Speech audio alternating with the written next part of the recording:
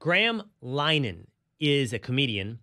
He's the creator of Father Ted, which is a show in the UK. He just posted over the last couple of days on his Substack the following. The moment I stepped off the plane at Heathrow, 5 armed police officers were waiting. Not 1, not 2, 5. They escorted me to a private area and told me I was under arrest for 3 tweets. In a country where pedophiles escape sentencing, where knife crime is out of control, where women are assaulted and harassed every time they gather to speak, the state has mobilized 5 armed officers to arrest a comedy writer for this tweet. And no, I promise you, I am not making this up. What are the tweets that led to the arrest of this comedian, of Graham Linehan? Well, here are some of them. He wrote on X the following. Put them up 2 days. Let's take a look. There's 2 or 3 of these things that he's posted. He put up one that says, if a trans-identified male is in a female-only space, he is committing a violent, abusive act. Make a scene. Call the cops. And if all else fails, punch him in the balls. It's inflammatory, but it's speech. How about this one? This is a photo of a parade, a protest parade in the UK, presumably a trans parade, and he posted a photo you can smell. And he said it was 3, and so finally he posted, I hate them, misogynist and homophobes, F them all. So for these 3 posts, Graham Linehan was arrested in the UK. Absolutely terrifying. This has led, by the way, people like J.K. Rowling, of course, the author of the Harry Potter series, to write the following. She wrote that this is a black mark on the UK. She said, what the F has the UK become? This is totalitarianism, utterly deplorable. Elon Musk has also posted, by the way, that the UK has fallen. Western civilization is not just under attack, but Western civilization is falling in Europe. And it's falling on multiple levels. You've seen a mass migration crisis across Europe, Germany, France, the Scandinavian countries, and the UK. That's what Linehan is referencing when he says you've got a pedophile ring of people not being arrested. We've talked about that here on Will Cain Country. Massive rings, and people don't know this. I was telling somebody about this past weekend. They don't know about this story of Pakistani and Afghan migrants to the UK who across deindustrialized towns like Manchester and others have kidnapped, they all run cabs and car services, young British girls, 12, 13, 14 years old, taken them to houses, held them captive for sometime months on end, give them drugs, and they become toys they pass around in the community. And I'm not talking about 1 or 2 times this happened. Hundreds of times this has happened. And it has been overlooked, and it hasn't been talked about. It hasn't been prosecuted. And for those that have brought it up, they've been accused of racism. Now, this has been such a thing bubbling on the underneath the surface in the UK, on the streets, that now it's had to be acknowledged at the highest levels of the government. I believe that Keir Starmer, the prime minister, has now had to address this. This is what's going on in the UK. Not to mention, then, the foundations and principles of Western civilization, like free speech, dying.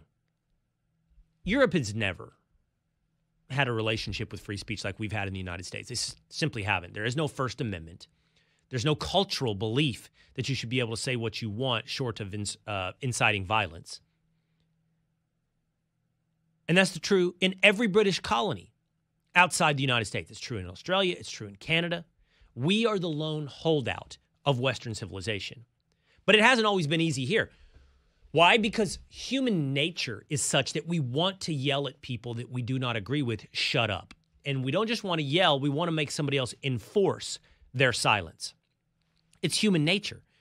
And in the United States, what's protected us from giving into that human nature is in part the enshrinement of the First Amendment. But more important than the enshrinement of the First Amendment is the cultural belief that we should have free speech. And people will say that in the United States.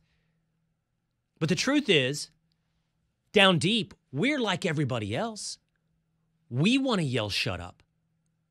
But that is why this foundational pillar of a constitutional republic, of Western civilization, has to be so fought for, because it is so tenuous. It's so tenuous in the soul of man, much less in civilization.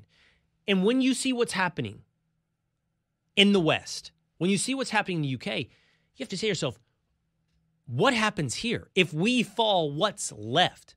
I use the analogy of we're the Alamo. The problem with the Alamo is all the dudes died at the Alamo. Now, they did have the Texas Army behind them, and they bought them 13 glorious days to recuperate, to get more troops, and ultimately attack Santa Ana and win independence for the Republic of Texas. But that's why the Alamo has become this analogy that everybody uses. It's the last stand. Even though they lost that battle in Texas, they won the war. We are the last stand for Western civilization. Look around. It is falling. And it's falling by their own hands. It's suicide. It's the suicide of the West. That's the book written by Douglas Murray. I think that's the title, right? Suicide of the West. But yet you see it beginning to happen here.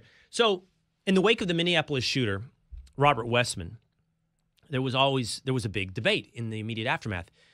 You know, he's trans. Is he a self-identified woman? Is he a man? Because then, as his manifesto has been read over and reported on, Westman expressed some regret for his transition, that he wished that he knew he never would be able to be a woman, no matter what was done to him. I don't know if that's an admission that he's actually a male, but it left the mainstream media not knowing what to do with this shooting in the beginning. Is he a straight white male? Is he a woman by their own standards?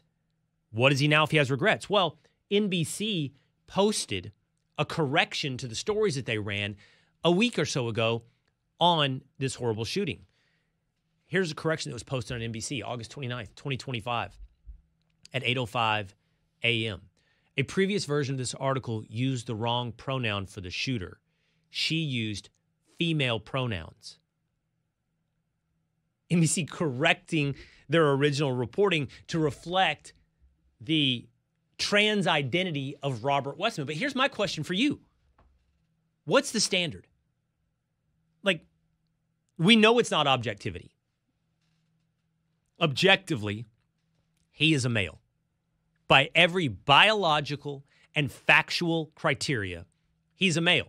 So what's the standard? Self-declaration. Like, you say you're a female, so therefore we got to correct our articles to reflect that you're a female. But if self-declaration is the standard, what happens when the shooter says, I'm not actually a female and I regret my transition? Isn't that a self-declaration that he is a male? So why are you correcting to something that he can't declare? Admittedly, he can't declare. I would love to know. I would love to have this conversation with somebody from NBC in their editorial standards. Why did you correct it to she? Well, because he identified as a she. But did he identify as a she because he admitted that he can't be a she and he regretted his transition? Isn't that an admission that he's a male? So by your very own standard, it would be incorrect to call him a she. Of course, if you're listening to this and you're ready to pull your head out, you're like, Will, why are you even entertaining this? This is all. And you'd be right, because I'm rationalizing insanity, because that is the standard. The standard isn't self-declaration. The standard certainly isn't objectivity. The standard is insanity. Must find the most insane position and adopt that as critical thinking. Adopt that as reality. We do have the First Amendment, thank God, because right now I would suggest to you the culture of free speech in the United States is also rotting away. Yeah, sure, NBC should be able to say whatever they want, but we can't take them seriously. They're not a real news organization. None of these people are real news organizations when their standard is reinforcing insanity.